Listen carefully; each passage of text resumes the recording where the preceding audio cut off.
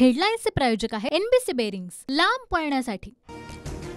उद्धव ठाकरेंचे आजचे सर्व कार्यक्रम रद्द। ठाकरे आज दहिसरमध्ये घोसाळकर कुटुंबियांची भेट घेणार।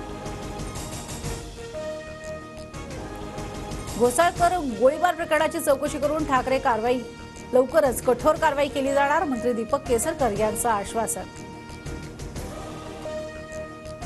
मुख्यमंत्री एकनाथ शिंदेंना वाढदिवसानिमित्त न्यूयॉर्कच्या टाइम्स स्क्वेअरवरती शुभेच्छा। शिंदेंच्या निवासस्थानाबाहेर कार्यकर्त्यांची गर्दी, शुभेच्छा देण्यासाठी कार्यकर्त्यांची झुंबड।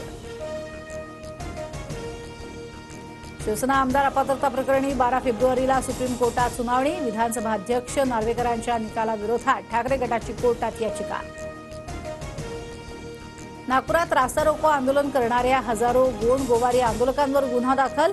विनापरवानगी रस्ता रोको, शासकीय वाहनांचं नुकसान आणि मनाई आदेशाचं उल्लंघन केल्यानं कारवाई।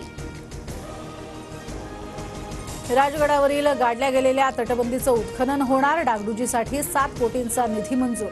पद्मावती माचीवरील उर्वरित तटबंदीचीही डागडुजी केली जाणार।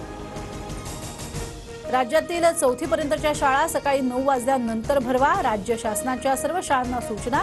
मुलांच्या मानसिक स्वास्थ्यासाठी सरकारचा निर्णय।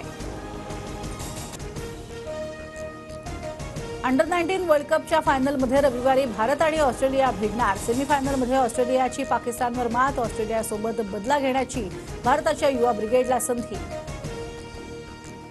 हेडलाईन्सचे प्रायोजक आहे एनबीसी बेरिंग्स, लांब पळण्यासाठी।